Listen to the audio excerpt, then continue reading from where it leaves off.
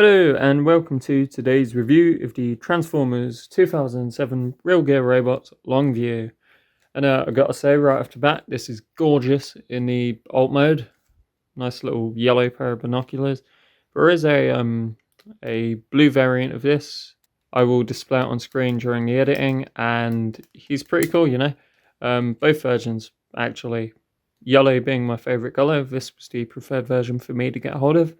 And I won all of the Real Gear robots in a buy haul, which was kind of shown off ages ago. And now I'm just going to get around to reviewing the 8 molds. Some of them did get reused, and there are like 2 versions of some of them. There's a mobile phone in the line that has 3 variants. Some of them didn't even get reused, like the camcorder. This one is a good place for me to start because I have quite a lot of things to say about him. Let's just get straight into it. We've started off in the alt mode because I feel like that's really the most important thing for these Real Gear figures, and we're just going to move on to our comparison. So for our binocular mode size comparison, here we have, forgive me if I get these wrong, Real Gear Wiretap, Real Gear High Score, a handheld device which I do not remember the name of. Ralph, no real comments on how the minifigures look with these, given the fact it's not in robot mode yet. However, with all of these other gadgets, I do think it looks quite nice. It's definitely fairly small for a set of binoculars. All of the binoculars I've ever handled have been considerably bigger, but you know, might be a case-by-case thing for all I know. Back in 2007 or even nowadays, you might have been able to get functional binoculars that were this small. And I gotta say, it would be fairly effective for carrying around in a bag or whatever. But you know, it's neither here nor there. Yeah, long story short, I like it. Games control and everything else look perfectly fun with them, but they're not the topic of this video, so we'll get to those over the next week or so. And now, from binocular mode, we're going to go straight into our transformation.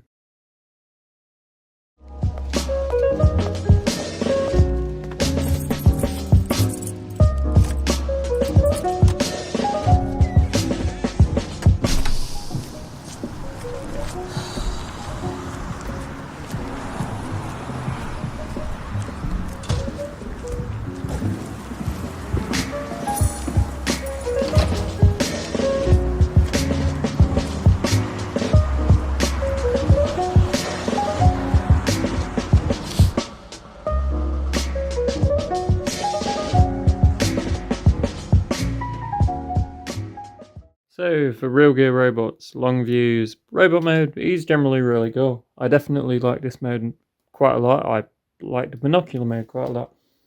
And it poses very well for something of its age and size. It's definitely a little bit bigger than your average Legends figure from the time. And compared to Scout class figures, of which I don't own many from the 07 movie, if any at all. You know, off the top of my head, I can't think of any that I do have still. But generally, robot mode's really cool. We'll talk about the articulation in detail in a minute.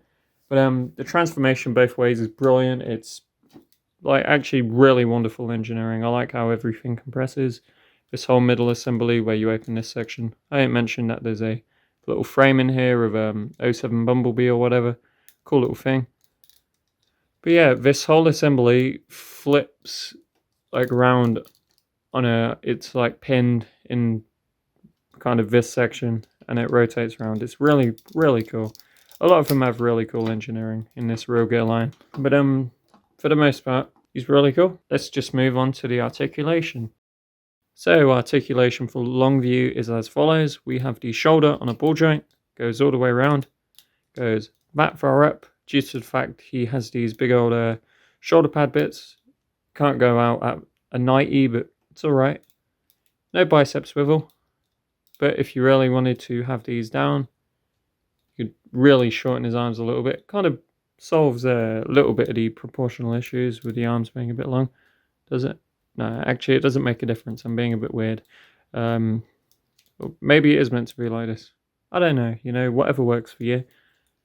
But yeah, you move further down the arm. He's got a elbow that pulls more than a 90. This is really cool because it's a lot better than what some figures nowadays can do. No wrist swivels, but if you want to use this as a joint, you've got a bit of an inward inward movement or whatever, you know, just for transformation, but you work it into something, I guess. As for the lower half of the figure, actually, there is a joint at the head. However, he has this panel behind the head, which will restrict head movement going all the way around. As you can see, it clashes with that and can't go around. But there is a nice little ball joint. It does swivel. Barely any range side to side, but a little bit of confused dog. Tiny bit of movement down. No real movement up. Generally though, it's alright. Then we move to the lower figure. There is no waist, as you can see. Nothing here moves, but these pin joints at the thigh, this was very uncommon for the time period. A lot of figures had ball joints still. This figure is an exception, I think, due to his size. I guess they figured, you know what, we should do this, and it worked. And it did. So legs get really far back. Legs get maximum upwards. Knees are bloody brilliant. They're right, really deep knee bend. Partly for the transformation, but it works perfectly fine here and doesn't get in the way of anything, so it's lovely and welcome. You even get a bit of forward knee if you break the leg. Not literally speaking, but hey.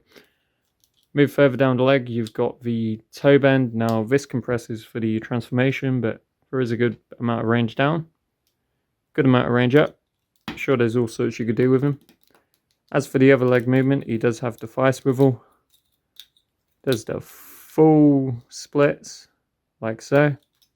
And there he's generally just a joy to handle. You know, he's a beautiful looking scout size figure.